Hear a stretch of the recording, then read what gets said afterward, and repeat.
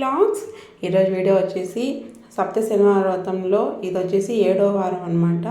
So ఈ వీడియోలో మనం ఈరోజు 7వ వారం నేను పూజ ఎలా చేసుకున్నాను, పూజ కోసం ముందు రోజు కొన్ని ప్రిపరేషన్స్ చేశాను, అవన్నీ కూడా చూపిస్తాను. వీడియోని ఎక్కడ కూడా స్కిప్ చేయకుండా లాస్ట్ వరకు అయితే చూడండి, చాలా బాగుంటుంది వీడియో అయితే. సో వీడియోలోకి అయితే వెళ్ళిపోదాము. ఓం నమో వెంకటేశాయ నమః. బాగుందా? ఓకే అండి, వీడియోలోకి అయితే వెళ్ళిపోదాము. ఇక్కడ చూపిస్తున్నాను వచ్చేసి నేను శుక్రవారం రోజు నైట్ ఇవన్నీ కూడా సిద్ధం చేసి పెట్టుకున్నాను. 7వ వారం కదా, కొంచెం పని ఎక్కువ ఉంటుంది. అంటే స్వామివారికి అభిషేకం కూడా చేసుకుంటాను 7వ వారం నేను. అందుకోసమని అన్ని ప్లేట్లు అన్నీ రెడీ చేసి ముందు రోజు నైటే రెడీ చేసి పెట్టుకున్నాను చేతికి అందేలాగా. బట్ వీడియో అయితే శనివారం రోజు మార్నింగ్ షూట్ చేస్తున్నాను అనమాట. ఈ స్టెప్స్ వచ్చేసి నేను నా చేతులతో స్వామివారి కోసం స్వయంగా రెడీ చేశాను దాన్ని. చాలా అంటే చాలా బాగుంది. ఒక చిన్న మిస్టేక్ అయితే ఉంది. వీడియో అంతా చూడండి, మీకు అర్థమవుతుంది ఏంటని. ఇక్కడ వచ్చేసి పంచామృతాల కోసం అయితే రెడీ చేసి పెట్టేశాను. ఇప్పుడు ఎగ్జాక్ట్గా టైం వచ్చేసి 3:30 అయింది. నేను 2:50కి లేచి తలస్నానం చేసి అవన్నీ కూడా రెడీ చేసి సిద్ధం చేసి పెట్టేశాను. సో ఇక్కడ వచ్చి మనం పిండి దీపాలు చేసుకోవాలి కదా. పిండి దీపాలు ఎలా చేసుకోవాలో కూడా ఈ వీడియోలో చూపిస్తాను. సో అందుకోసమే చెప్పింది మీకు. ఎక్కడ కూడా వీడియో అయితే స్కిప్ చేయకుండా లాస్ట్ వరకు అయితే చూడండి. ముందుగా అయితే పిండిలో నేను ఏమేమి కలుపుతానంటే అరటిపండు, పాలు, ఆవు నెయ్యి, బెల్లం ఈ 4 కూడా వేసి పిండిని అయితే చపాతీ ముద్దలాగా కలుపుకోవాలి మనము. సో నేనైతే ముందుగానే 7 భాగాలుగా డివైడ్ చేసాను అనమాట. వాటిని సమానంగా డివైడ్ చేసాను. సో ఒక గ్లాస్ తీసుకున్నాను, చూపిస్తున్నాను కదా. ఒక గ్లాస్ తీసుకొని ఆ గ్లాస్లో కొద్దిగా పొడి పిండి వేసుకొని పిండి ముద్దనైతే వేసుకోవాలి. మీ దగ్గర ఏదైనా మూతున్నా సరే, వేలుతో అయినా సరే, దేంతో అయినా సరే హోల్ లాగా పెట్టుకోవచ్చు. నేనైతే పప్పు గుత్తి అయితే యూజ్ చేశాను. చూసారు కదా ఎంత పర్ఫెక్ట్గా వచ్చిందో పిండి ముద్ద. చూసారా ఎంత బాగా వచ్చిందో. సో ఇక్కడ ఏంటంటే అది గ్లాస్ కొంచెం లూజ్గా ఉంది కాబట్టి తొందరగా వచ్చేసింది. అందుకని వేరే గ్లాస్లో కూడా చూపిస్తున్నాను మీకు. ఇది కొంచెం టైట్గా ఉంటుందన్నమాట.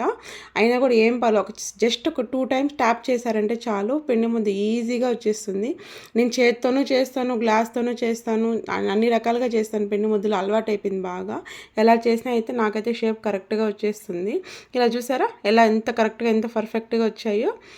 ఇక్కడ వచ్చి స్వామివారి దీపాలకి నామం అయితే వేస్తున్నాను. స్వామివారి నామం అయితే వేస్తున్నాను. దీపాలకి నామం వేసుకోవాలండి ఖచ్చితంగా. అప్పుడుదా మంచిగానూ ఉంటుంది. స్వామివారికి పెట్టేటప్పుడు కళగానూ ఉంటుంది, అందంగానూ ఉంటుంది, అన్ని రకాలుగా బాగుంటుంది నామం వేసుకుంటే.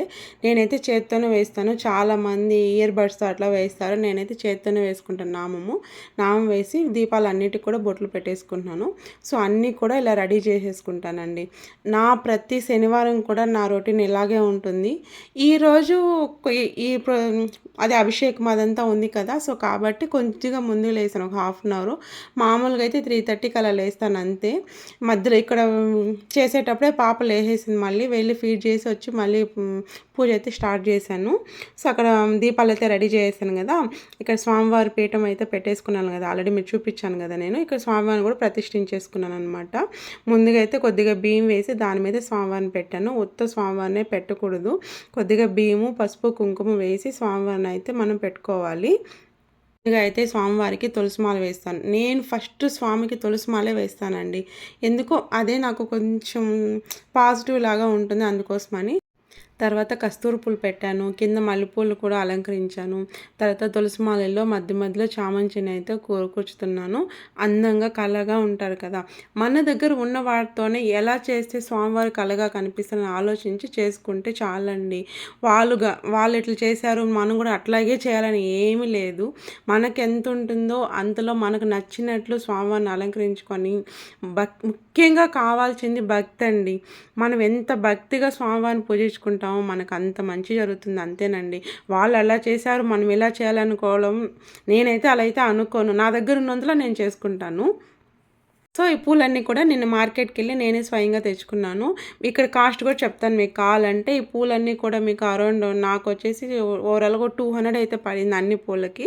అందులో నాకు చామంతి, రోజ్ అన్నీ కూడా మిగిలాయి అనమాట. అవే నేను స్టోర్ చేశాను. ఇప్పుడు నవరాత్రులు కూడా జరుగుతున్నాయి కదా, మార్నింగ్ దీపం పెట్టుకుంటాను కదా, సో అందుకోసమని. సో ఇక్కడైతే స్వామివారిని అయితే అంతా నీట్గా అలంకరించేసాను అనమాట.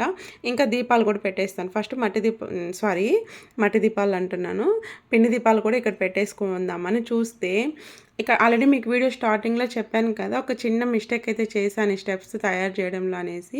ఇక్కడ చూడండి మీకు అర్థమవుతుంది.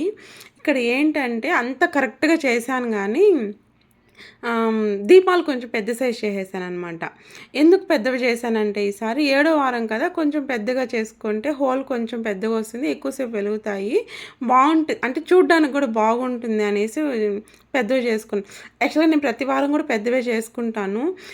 అమ్మ వాళ్ళంతా కూడా ఎందుకు కొంచెం చిన్నవి చేసుకోవచ్చు కదా! అని అంటారు. ఇక్కడ చూసారా మీరు సరిపోలేదనమాట. ఆ ప్లేస్ ఆక్యుపెన్సీ అనేది సరిపోవడం లేదక్కడ.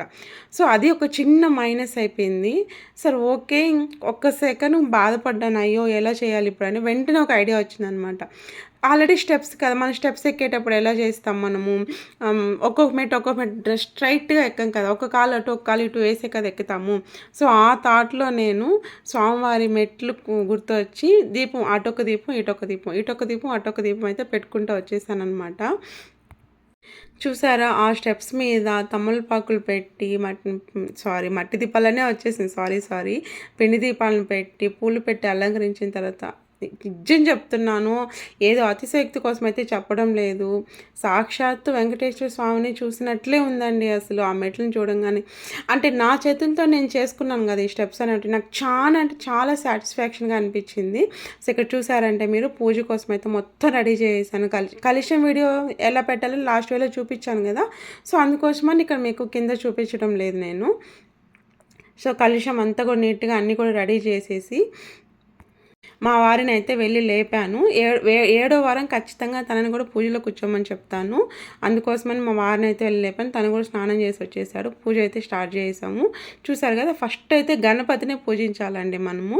సో, గణపతిని అయితే పూజించుకునేసి అష్టోత్తరాలు ఫోన్లోనే పెట్టుకుంటాం.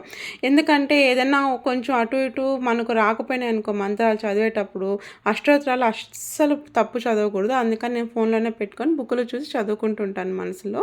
సో, ఫోన్లో అష్టోత్తరాలు పెట్టుకొని పూజ అయితే స్టార్ట్ చేసాము. ఫస్ట్ అయితే అభిషేకంతో స్టార్ట్ చేసుకున్నాము. అభిషేకం చేస్తున్నంత సేపు నేను వీడియోస్ అయితే ఎక్కువ రికార్డ్ చేయలేకపోయాను. ఎందుకో నాకు అంటే ఇది కొత్త కదా నాకు ఇట్లా వీడియోస్ రికార్డ్ చేయడము. పూజ చేసేటప్పుడు వీడియో రికార్డ్ చేయడం నాకు కొంచెం అనీజీగా ఉన్నింది. సో, ఎందుకో నచ్చలేదు అట్లా రికార్డ్ చేయలేకపోయాను. ఎవరైనా తప్పుగా అనుకుంటే సారీ అండి ఈ విషయంలో మాత్రము. బట్ స్వామివారికి అభిషేకం మాత్రం చాలా అంటే చాలా చాలా బాగా జరిగింది. చూస్తున్నారు కదా మీరు కూడా ఎంత బాగా జరిగిందో. సో, అభిషేకం అయితే కంప్లీట్ అయిపోయింది. స్వామిని కూడా నీట్‌గా తుడిచేసి బొట్లు పెట్టి ఆయన ప్లేస్‌లో ప్రతిష్ఠించేసి దీపారాధన అయితే చేసేసాను. అక్కడ గాలికి దీపం ఆరిపోయింది. నేను మళ్ళీ కూడా వెలిగించాను. ఈరోజు పూజ మొత్తం కూడా మా వారి చేతనే చేపించాననమాట. నేను అక్షింతలు వేస్తూ, పుష్పాలు వేస్తూ ఉన్నాను. పూజ అంతా తన దగ్గరే చేపించాను. పూజ అయితే ఫైనల్ అంటే లాస్ట్‌కి వచ్చేసింది. పూర్తయిపోవచ్చింది పూజ మొత్తం కూడా. ఇక్కడ వచ్చి స్వామివారి కథ చదువుతున్నారనమాట. అష్టోత్తరాలు, ప్రపత్తి, సుప్రభాతం, నామాలు అన్నీ కూడా కంప్లీట్ చేసేసాను. ఆల్మోస్ట్ 1½ అవర్ పట్టింది పూజ మొత్తం ఈరోజు నాకు. ఇక్కడ దీపారాధన కూడా మా వారి చేతనే చేపించాను. చూసారా పిండి దీపాలు ఆ మెట్ల పైన వెలిగించగానే ఎంత కళగా ఉన్నారో. నాకైతే చాలా అంటే చాలా నచ్చింది. పూజ కూడా చాలా ప్రశాంతంగా పీస్ఫుల్గా జరిగిపోయింది. చాలా అంటే చాలా పాజిటివ్ ఎనర్జీతో నిండిపోయిందండి ఇల్లంతా కూడా. ఇదొచ్చేసి పార్ట్ 1 వీడియో మాత్రమే. పార్ట్ 2 వీడియో కూడా మీకు పెడతాను నేను. పార్ట్ 1 అంటున్నాను ఏంటనుకున్నారా? ఏం లేదండి. ఈవినింగ్ కూడా పూజ ఉంది కదా! ఏడో వారం కాబట్టి 7 మంది అతిథులను అయితే పిలిచాను భోజనం పెట్టడానికి. సో, ఆ వీడియోలో ప్రసాదాలు ఎలా చేశాను, ఏమేమి ప్రసాదాలు చేశాను, ఎన్ని రకాలు చేశాను, తాంబూలం ఎలా ఇచ్చాను, ఎంతమందికి ఇచ్చాను అని నెక్స్ట్ వీడియోలో అయితే మీకు చెప్తాను. ఓకే అండి. ఈ వీడియోని ఇంతటితో అయితే ఎండ్ చేసేద్దాము. నచ్చిందా? నచ్చితే లైక్ చేసి సబ్స్క్రైబ్ చేసుకోండి ప్లీజ్.